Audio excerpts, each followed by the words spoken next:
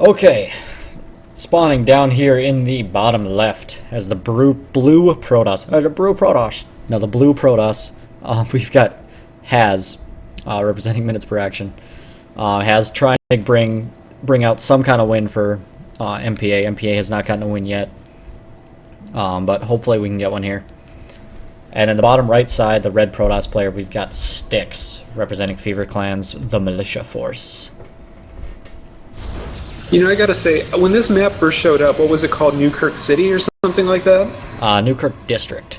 Okay, I did not like it, but I feel like they've made some pretty good alterations to it. I feel like, I don't know if you remember, the first time this showed up on the ladder, the middle ground was about 3 characters wide, and Yep. it seemed like it just it made Shakura's Plateau look dynamic. Like it led to some very much split map sort of battles. I feel like they've made some subtle adjustments to this neutral territory, and it's allowed for a lot more versatile play. Yeah, well, they also had those Xel'Naga towers in there initially, which, I mean, if you held those, you knew you were never going to get attacked because it just split the entire map in 2.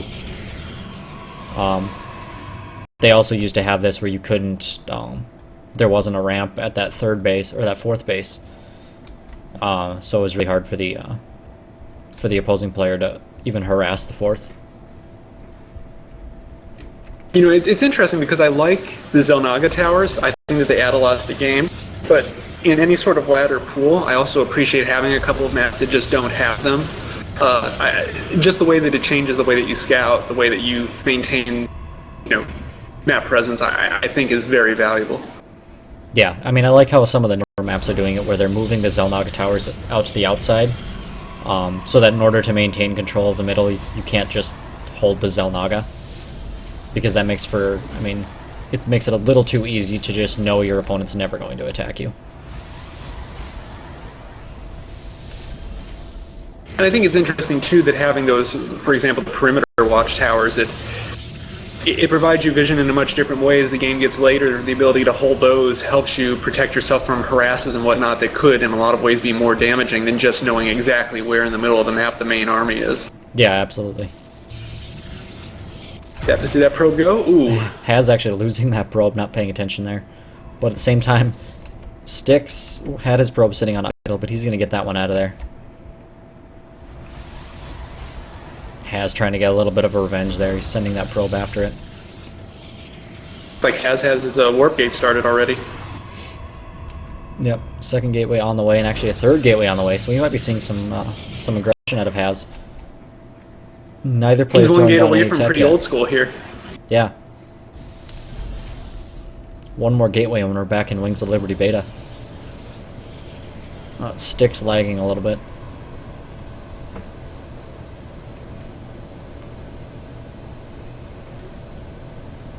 Hope he's still there. Let's just sit here patiently. Always resume from. So, how was your day? Oh, not bad. Been enjoying some StarCraft past couple of hours. Got OBS set up in one day. I gotta say, this is a pretty solid program. It's pretty lightweight, got a lot of good options to it. The price is right. Yeah, I remember streaming back in the day before XSplit came out, and it was a nightmare. Even, I hadn't tried before today, really, and I expected it to be harder. Yeah. Well, I mean, before you had to get like 4 or 5 programs to sync up, and you had a different program for every single thing, and it sucked, and now it's nice having these programs that streamline it all. Looks like Styx is going to drop out. We're at 422, so we'll have to just resume from replay.